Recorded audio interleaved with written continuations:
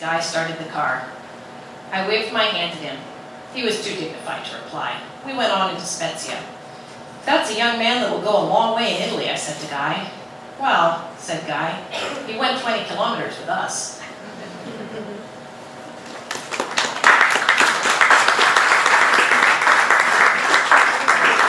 I think it's still me. Let me see. Yeah. So, I didn't have time to write the way I wanted to write, or much of an idea of it. So, here's what we got. I'm very particular about the work I do and the words I write. Creating what I would have judged to be a proper eulogy for Samir proved to be impossible. What can we say about this complicated, and as we knew him, funny and warm, yet damaged human being, with whom we shared so much of our lives? What can we say that will clarify our understanding or answer our questions? What can I tell you that will release those certain of you from your what-ifs and your if-onlys? Not much. It's all trite, or guessing, or platitudes, or words just tumbling from our lips because we haven't got anything perfect to say and we can't bear to say nothing. So let's leave it. It is what it is. It's done. We're still here, and we still want to be here. It's an enormous gift to experience existence from inside a human body. I chose the word enormous purposefully. Life is amazing, and it's also difficult, and many other things, of course. So we know for Samir the parts that were tough. It doesn't matter anymore. Let's forget about it. Why don't I instead tell you some of the things Samir enjoyed during his too brief experience of the world from within his human body.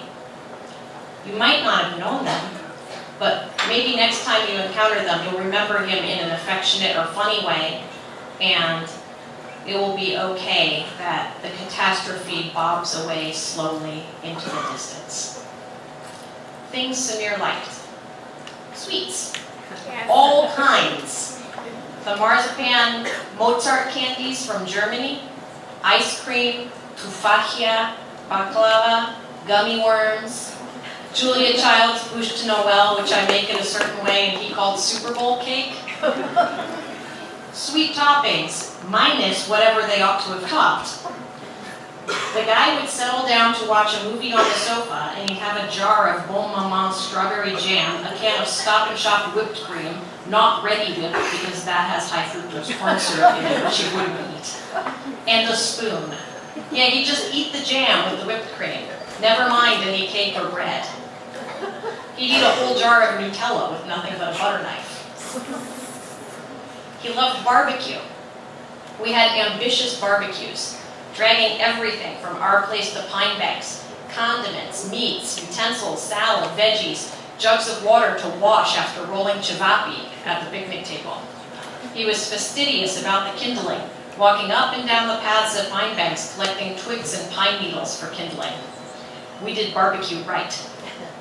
And sports, the Pats, Bruins, Manchester City, and funny TV shows. If you want to laugh at what he laughed at, go Netflix Arrested Development and watch it from season 1. So, you see what I'm saying? He was a fun and funny guy, that side of him. And we all wish his life had been many decades longer. And nobody wishes it more than I, whose child is, as ever, his child.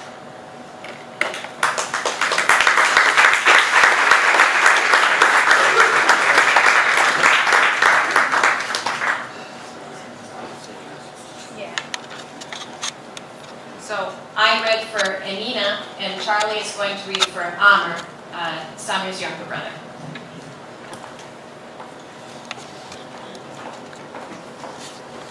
Other than Kaya, Amr is the only member of his family that I haven't met. And I was actually, he reminisces here about when he met his brother. the first memory he has of his brother, and that's what I'm going to read here. But Amir, I'll forgive you for omitting it from this, but nevertheless, I want to tell you, this is Amir speaking.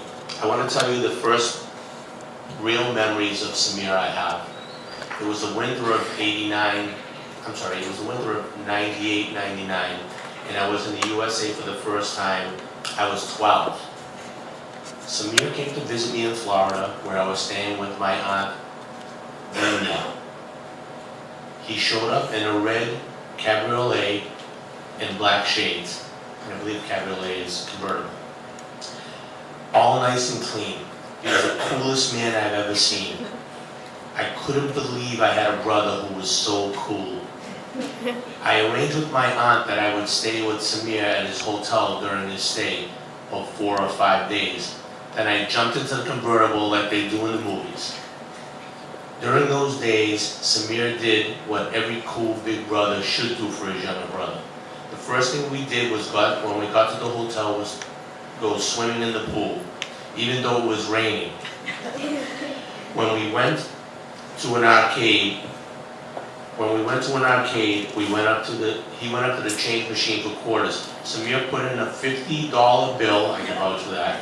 When the quarters started to fall out, I felt like I'd won the jackpot. I had to pull up my shirt to catch them. But that wasn't the biggest surprise. He put in another 50 and then started to play video games with me.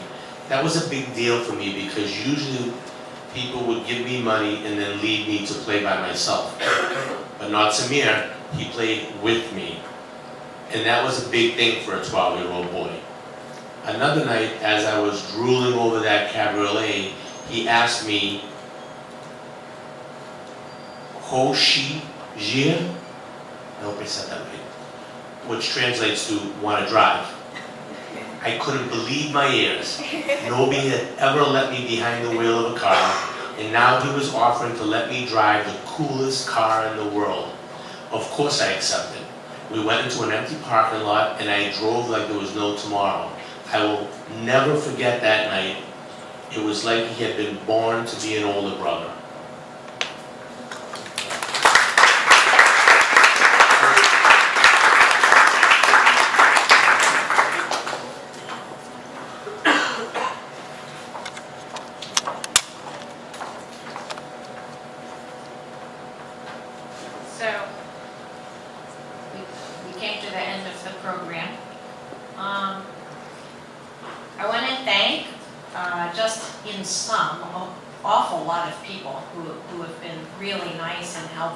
To me and Kaya over the last month. Lots of them are here. There's even more of them who aren't here. Thanks for the food and the cooking and the babysitting and the doing my laundry, Suzanne, or Kaya's laundry, all kinds of stuff really. It was extremely helpful. And let's see, I had put some notes here that I wanted to tell you at the end, but they're not in a perfect order. We're going to close the program with Paolo, who's going to play another piece on cello for us. Samir really admired the true story of the cellist of Sarajevo, and that's why I asked Noe and Yuki to bring a cellist today. He wasn't a musician, he wasn't really even an aficionado himself, but he admired the dedication and commitment of musicians, and so that's why I chose this. And we have a lot of really delicious food. Please stick around and mingle and eat it. Please look at the pictures. Please write in that book if you knew Samir and you haven't written in it yet, or if you didn't know Samir but you know Kaya and you want to send a message to Samir's parents, to Kaya's grandpa and step-grandma. Whoever it might be watching on Skype, please don't tell Ebro that that's the gift. And there are Sharpie pens over there, so just please mark that book up. I wrote to myself, remind them to go away as happy as they can be. Samir would have been irritated by a morose, somber, depressing event. No, he wouldn't have been irritated, he would have been absent. He just wouldn't have shown up for something really down. So he probably wouldn't have wanted you to show up for something really down and morose either. So let's listen to one more piece and then let's enjoy ourselves. Thank you.